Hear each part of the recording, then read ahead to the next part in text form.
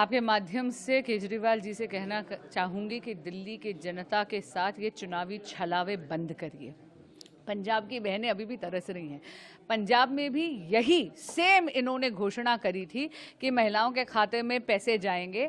2021-22 में ये घोषणा करी थी। अभी भी पंजाब की बहनें एक एक पाई के लिए तरस रही हैं।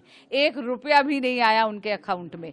लेकिन आगामी चुनावों को देखते हुए यहाँ पर दूसरा खोखला प्रॉमिस आज केजरीवाल जी कर रहे हैं, दोबारा धोखाधड़ी कर रहे हैं। रही बात संजीवनी योजना की, तो मैं इनसे पूछना चाहूंगी, 1 दशक से आप यहाँ पर सत्ता भोग रहे थे, तब आपने बुजुर्गों की जिम्मेदारी क्यों नहीं ली? तब क्या दिल्ली के बुजुर्ग नहीं थे? और सारी की सारी चीजें आपके चुनावी जीत पे आप कंटिंजेंट कर देते हैं।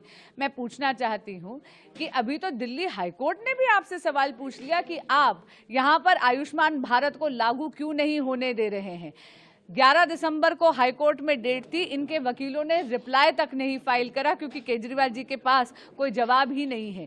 द्वेष की राजनीति के कारण वो आयुष्मान भारत जैसी जन कल्याणकारी योजना को दिल्ली में लागू नहीं होने देते और दिल्ली की जनता को वंचित रखते हैं।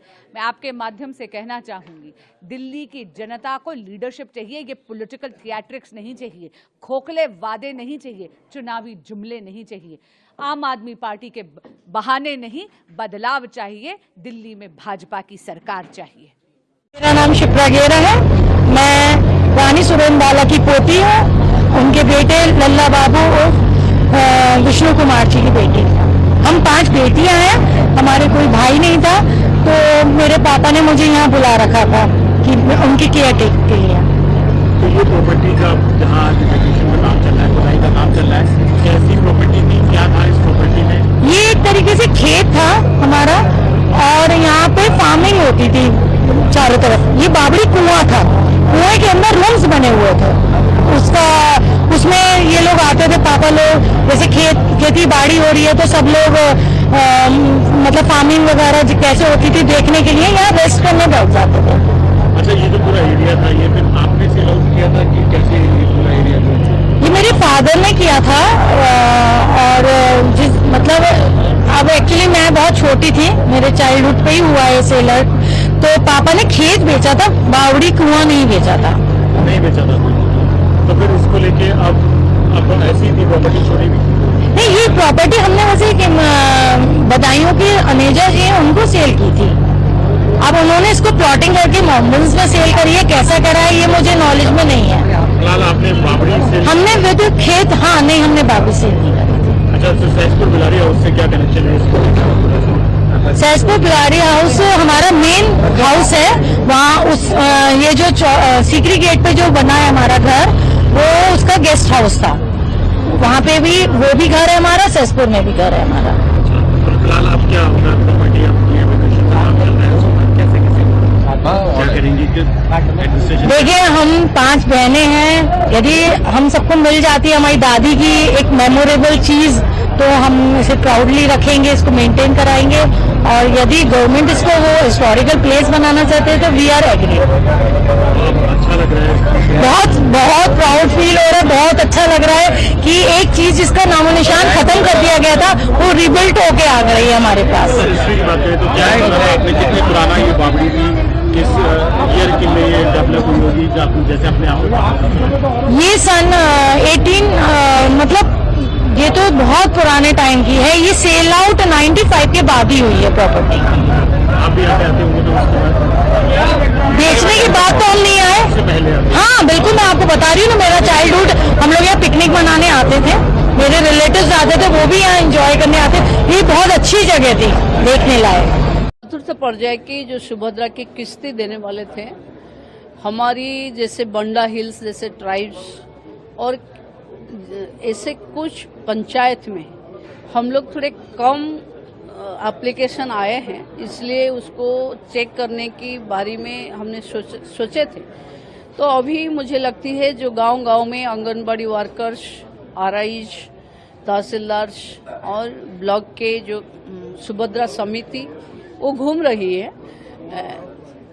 दिसंबर 30 तक रिपोर्ट आ जाएगी। इस आधार पे 20 लाख से ज्यादा महिलाओं को इस वर्ष सुभद्रा मिलेगी। 80,29,000 को अब तक हम दे चुके हैं।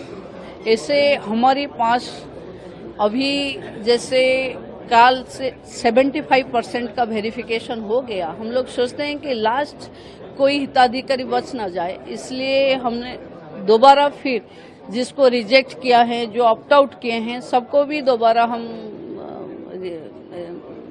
फाइनलाइज कर रही हैं। तो मुझे लगती है इस हिसाब से हमारे पास दिसंबर 30 तक रिपोर्ट आ जाएगी।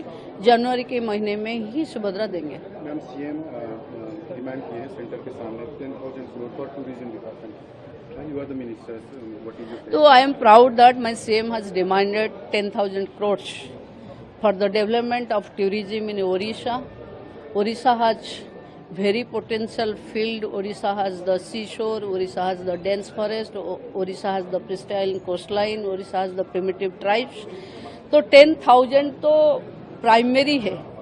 हमको और ज़्यादा ज़रूरत पड़ेगी। मुझे लगती है कि जो भी हमको ज़रूरत होगा सेंटर ने उसको देने से हाँ करेगी। गांधी आएंगे परभनी हमारे मराठवाड़ा में, वो भी एक स्पेशल फ्लाइट पे। वो आएंगे नांदेड़, फिर जाएंगे परभनी, फिर दिखाएंगे कि वो सूर्यवंशी जी के परिवार के साथ हैं, और वहां जहां वायलेंस होता है तो वो मराठवाड़ा आते हैं। मैं पूछना चाहती हूँ कि जब राहुल गांधी ये सिमिलर हाथापाई देखते हैं पार्लियामेंट के बाहर, वहां वो बाहर तक नहीं आते हैं और यहाँ स्पेशल चार्टर लेके आते हैं, ये ढोंग लोग समझते हैं। हमारा पूरा साथ है परभनी के सोमनाथ सूर्यवंशी के साथ, उनके परिवार के साथ, लेकिन हम इसके ऊपर कोई राजनीति कभी नहीं करेंगे।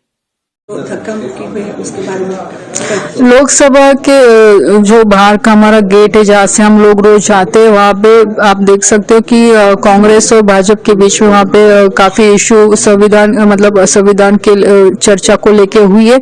लेकिन जिस तरह से वहाँ पे अपोजिशन लीडर का मतलब राहुल जी का और उनके नेताओं का, उनके सांसदों का जिस तरह से वहाँ पे बिहेवियर था, मुझे लगता है वो कहीं ना कहीं गलत है। आज आपके विचार अलग रह सकते, पार्टी अलग रह सकती, लेकिन एक सांसद के तौर पे आज कौन से भी पार्टी का, कौन से भी राज्य का अगर सांसद है, पर उतना ही रिस्पेक्ट वो सांसद को रहना चाहिए और उतना रिस्पेक्टफुल वो रहता है। पर उस तरह वहां पे वैसा देखने को मिला नहीं। आज अपोजिशन के रूप में राहुल जी का एक कर्तव्य था, अगर सांसद को वहां पे चोट लगी है और उनके गलती की वजह से लगी है तो उन्होंने आके ठीक ढंग से वहां पे बात करना जरूरी था, पर ये कहाँ पे भी दिखाई दिया नहीं। जिस तरह से माहौल हर दिन मतलब सेशन जब रहता है कांग्रेस पार्टी की तरफ से जिस तरह से खराब किया जा रहा है, वो कहीं ना कहीं गलत है। सांसद मतलब जो हमारा भवन है, संसद भवन है, ये चर्चाओं के लिए बनाया गया है कि जिसके माध्यम से हम देश की प्रगति कर सकते हैं, देश के लोगों के बारे में हम वहाँ पे सोच सकते हैं, उनके ऊपर हम पॉलिसी बना सकते हैं। तो उसी तरह से उसका महत्व भी रखना एक जरूरी मुझे लगता है। ये मैं सबसे पहले एलजी साहब का धन्यवाद करूंगी कि उन्होंने हमें जो समस्या थी उससे अवगत कराया। मैं तो एलजी साहब को कहूंगी कि उनको दिल्ली में कहीं पर भी कोई समस्या परेशानी दिखे तो वो बताएं। दिल्ली सरकार, आम आदमी पार्टी की सरकार दिल्ली वालों की हर समस्या का समाधान करेगी, चाहे वो छोटी से छोटी समस्या हो या बड़ी से बड़ी समस्या हो। एलजी साहब ने पहले भी एक न्यू रोहतक रोड की समस्या बताई थी। दिल्ली सरकार ने वॉर फुटिंग पे वहां पे 150 करोड़ रुपए की लागत से ड्रेन का काम शुरू कर दिया है। सड़क वहां पे एक तरफ बन चुकी है, दूसरी तरफ ग्राफोर हटने के बाद बन जाएगी। अरविंद केजरीवाल जी के मार्गदर्शन में दिल्ली सरकार दिल्ली वालों का हर काम करेगी। उसी तरह रंगपुरी पहाड़ी की भी जो समस्याएं हैं, उन समस्याओं का समाधान भी आम आदमी पार्टी की सरकार, दिल्ली सरकार ही करेगी। दिल्ली वालों को इस बात का भरोसा है कि अगर उनकी समस्याओं का समाधान कोई एक आदमी करेगा, उस आदमी का नाम अरविंद केजरीवाल है। मेरा नाम शिप्रा गेरा है, मैं रानी सुरेंद्र की पोती हूँ। उनके बेटे लल्ला बाबू और विष्णु कुमार जी की बेटी। हम 5 बेटियां हैं, हमारे कोई भाई नहीं था, तो मेरे पापा ने मुझे यहाँ बुला रखा था कि उनकी केयर टेक के लिए। तो ये प्रॉपर्टी का जहाँ एजुकेशन का काम चल रहा है, पढ़ाई का काम चल रहा है, कैसी प्रॉपर्टी थी, क्या था इस प्रॉपर्टी में? ये एक तरीके से खेत था हमारा और यहाँ पे फार्मिंग होती थी चारों तरफ। ये बाबरी कुआं था, कुएं के अंदर रूम्स बने हुए थे। उसमें ये लोग आते थे, पापा लोग, जैसे खेती बाड़ी हो रही है तो सब लोग मतलब फार्मिंग वगैरह कैसे होती थी देखने के लिए यहाँ रेस्ट करने बैठ जाते थे। अच्छा, ये जो पूरा एरिया था, ये फिर आपने सेल आउट किया था कि कैसे ये पूरा एरिया था? ये मेरे फादर ने किया था और अब एक्चुअली मैं बहुत छोटी थी, मेरे चाइल्डहुड पे ही हुआ है सेल आउट। तो पापा ने खेत बेचा था, बावड़ी कुआं नहीं बेचा था। नहीं बेचा था, तो फिर इसको लेके अब ऐसी थी प्रॉपर्टी छोड़ी भी? नहीं, ये प्रॉपर्टी हमने वैसे बदायूं की अनेजा जी हैं उनको सेल की थी। अब उन्होंने इसको प्लॉटिंग करके मोहम्मद में सेल करी है, कैसा करा है ये मुझे नॉलेज में नहीं है। फिलहाल आपने बाबड़ी से हमने विद खेत, हाँ नहीं, हमने बाबड़ी सेल नहीं करी थी। अच्छा, तो सहसपुर बिलारी हाउस से क्या कनेक्शन है इसको? सहसपुर बिलारी हाउस हमारा मेन हाउस है, वहाँ ये जो सीकरी गेट पे जो बना है हमारा घर, वो उसका गेस्ट हाउस था। वहाँ पे भी वो भी घर है हमारा, सहसपुर में भी घर है हमारा। तो फिलहाल आप क्या होगा प्रॉपर्टी आपकी क्या करेंगी?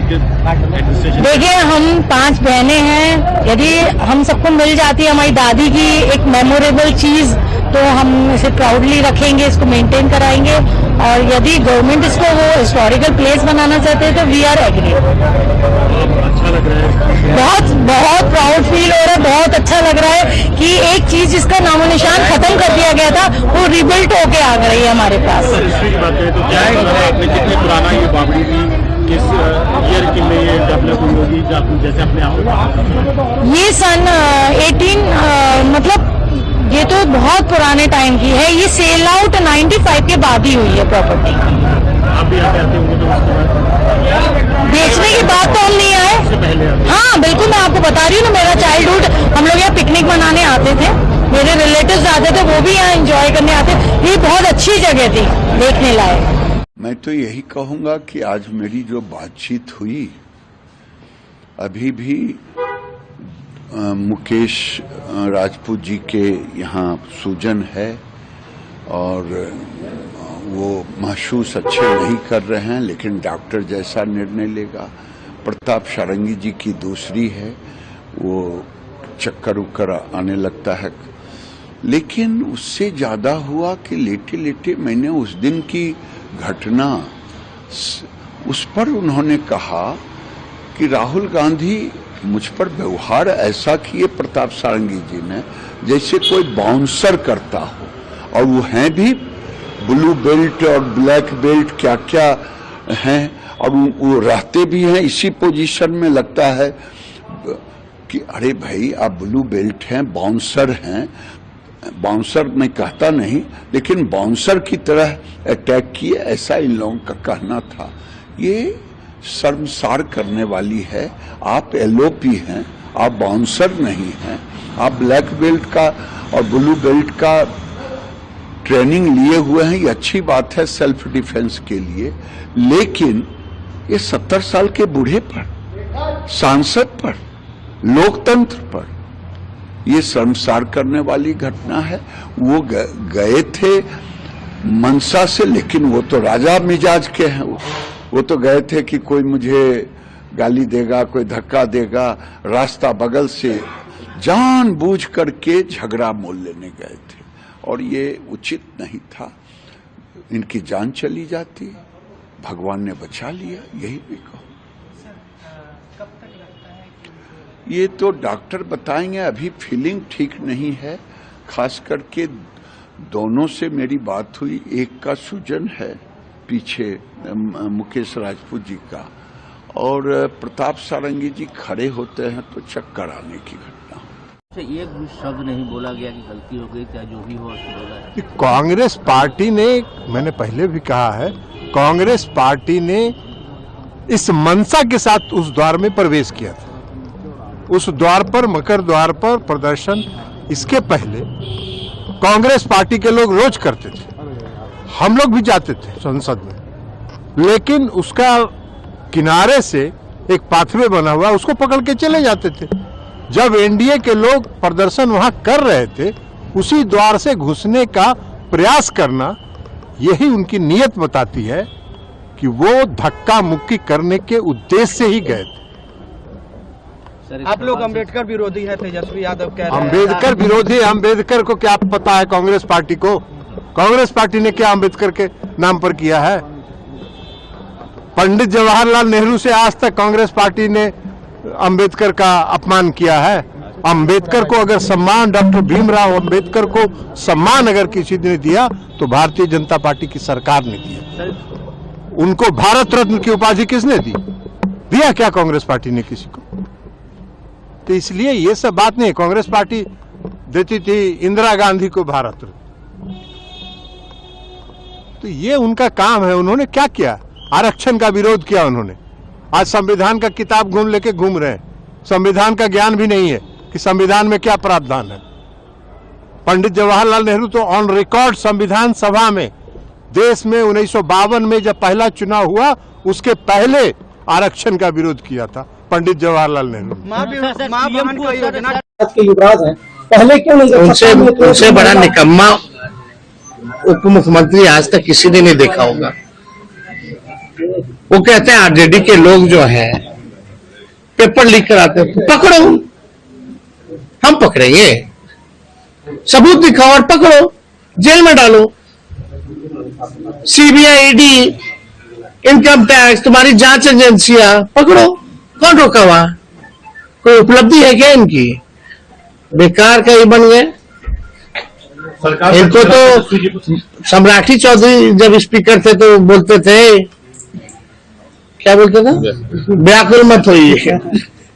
तो ये लोग तो बस बन गए हैं। हर चीज आरजेडी करती है, हर चीज जंगल राज। एक पीड़ित यहाँ मर्डर, हत्या, लूट नहीं हो रही है क्या? दिन भर चले जाइए, जितना सोनार क्या सब, कितना ज्वेलरी लूट टपट हो रहा है, बैंक की रॉबरी हो रही है, गैंग रेप हो रहा है, अपहरण हो रहा है। हम तो उसका बकायदा बुलेटिन जारी करते हैं। तो देखिए ये लोग जो है केवल जो है घसीट फसीट करके दया पर ये लोग किसी के उप मुख्यमंत्री लोग बना हुआ है।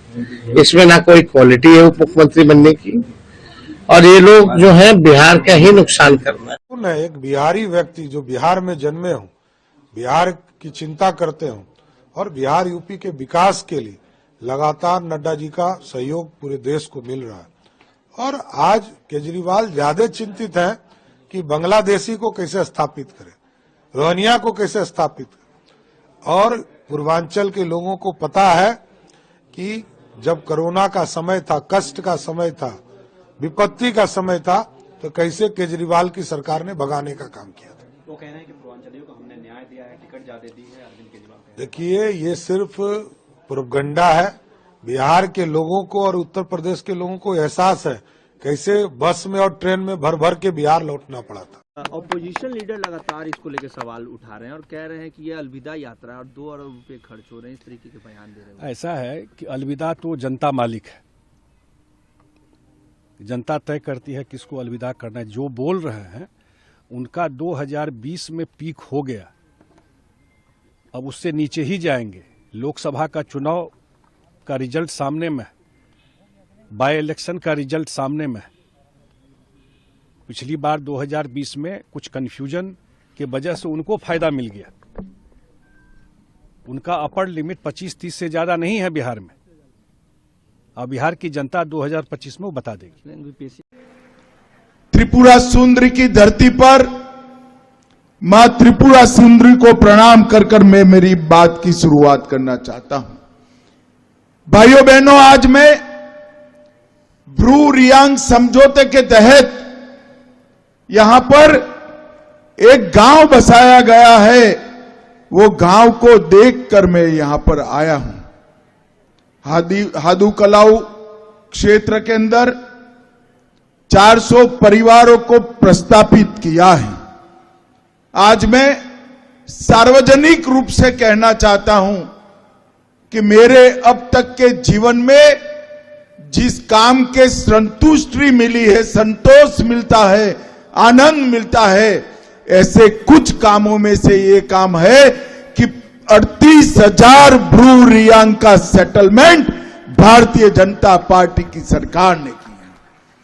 25 साल से पशु से भी बदतर जीवन हमारा ब्रू रियांग भाई बहन जी रहे थे। एक बड़े शेड के अंदर अनेकों परिवार एक साथ रहते थे। ना शुद्ध पीने का पानी था, ना बिजली थी, ना शौचालय टॉयलेट की व्यवस्था थी, ना प्राथमिक शिक्षा थी, ना रोजगारी थी, ना स्वास्थ्य की कोई सुविधाएं थी। अपने आप को गरीबों का मसीहा कहलाने वाले एक कम्युनिस्ट लाल भाई 35 साल तक यहां शासन किए। कांग्रेस पार्टी ने भी सबसे ज्यादा समय शासन किया, मगर ब्रू रियांग का दर्द नहीं दिखाई पड़ा। जब त्रिपुरा में परिवर्तन हुआ, भाजपा सरकार बनी, विप्लव देव इसके मुख्यमंत्री बने और भाजपा की केंद्र में भी सरकार थी। एक एग्रीमेंट हुआ और 40,000 लोगों के बसने की व्यवस्था, इनकी रोजगारी की व्यवस्था, स्वास्थ्य की व्यवस्था, शिक्षा की व्यवस्था, शुद्ध पानी, शौचालय और महिलाओं के लिए कोऑपरेटिव की व्यवस्था करने का काम हुआ। ऐसी कई योजनाएं कांग्रेस के शासन में बनती थी, जमीन पर नहीं उतरती। 2500 रुपए महीना उनको अकाउंट में देंगे और जो पेंशन वाली बात है वो 400 से 1500 कर देंगे, उसका अमाउंट भी बढ़ा दिया जाएगा। ये उन्होंने बोला जब हमारी सरकार आएगी हम इस चीज को लागू करेंगे। अरे ये जंगल राज के युवराज उप मुख्यमंत्री के रूप में विधानसभा में बैठे थे और नेता प्रतिपक्ष के रूप में विजय सिन्हा बैठा था। और जिस दिन आर्थिक सर्वे का रिपोर्ट आया था, 94 लाख परिवार की आमदनी 6000 से कम थी, 34% बिहार की आबादी। हमने खुल करके सदन में कहा था कि ये 94 लाख परिवार को आप नौकरी में, आप रोजगार में अवसर दीजिए, स्वरोजगार में इनको वित्तीय फाइनेंस करिए। एक शब्द नहीं बोला, माइक तक बंद करवाया था। लेकिन आज सत्ता से बाहर जाते हैं घड़ियाली आंसू बहाकर ये ढोंगी लोग आज उन गरीबों के बारे में चर्चा करते हैं। धिक्कार है इसी मानसिकता को। आज भी वो दिन याद होगा कि सत्ता में 94 लाख परिवार जो 6000 से कम आमदनी का है, जब उप मुख्यमंत्री थे, सत्ता में बैठे थे, क्यों मुंह से आवाज नहीं निकली थी? आज वह परिवार के लोग जो गरीब है, उसको ईमानदारी से यही लोग थे जो कहते थे जो पिएगा सो मरेगा। आज नेता प्रतिपक्ष के रूप में विजय सिन्हा उस समय कहा था कि नहीं, सरकार की जिम्मेवारी है, 4 लाख रुपया मुआवजा मिले। और बिहार के मुख्यमंत्री नीतीश कुमार जी ने 4 लाख मुआवजा का ऐलान किया था। उस समय तेजस्वी यादव के मुंह से आवाज भी नहीं निकलती थी। ये कभी गरीबों का हितैषी नहीं है। सोने के चम्मच लेकर जन्म लेने वाला, चार्टर्ड विमान पर बर्थडे मनाने वाला, ये व्यक्ति सत्ता तक पहुंचने के लिए हर वादा करेगा, हर समझौता करेगा, लेकिन बिहारी का सम्मान नहीं बढ़ाएगा, बिहारी का उत्थान नहीं करेगा। बिहारी को लोग बरगलाने का और उत्तेजना फैलाकर लड़ाने का सिर्फ काम। साथियों, भारत और कुवैत का रिश्ता सभ्यताओं का है, सागर का है, स्नेह का है, व्यापार कारोबार का है। भारत और कुवैत अरब सागर के 2 किनारों पर बसे हैं। हमें सिर्फ डिप्लोमेसी ने ही नहीं, बल्कि दिलों ने आपस में जोड़ा है। हमारा वर्तमान ही नहीं, बल्कि हमारा अतीत भी हमें जोड़ता है। एक समय था जब कुवैत से मोती, खजूर और शानदार नस्ल के घोड़े भारत जाते थे और भारत से भी बहुत सारा सामान यहां आता रहा है। भारत के चावल, भारत की चाय, भारत के मसाले, कपड़े, लकड़ी यहां आती थी। भारत की टीकवुड से बनी नौकाओं में सवार होकर कुवैत के नाविक लंबी यात्राएं करते थे। कुवैत के मोती भारत के लिए किसी हीरे से कम नहीं रहे हैं। आज भारत की ज्वेलरी की पूरी दुनिया में धूम है, तो उसमें कुवैत के मोतियों का भी योगदान है।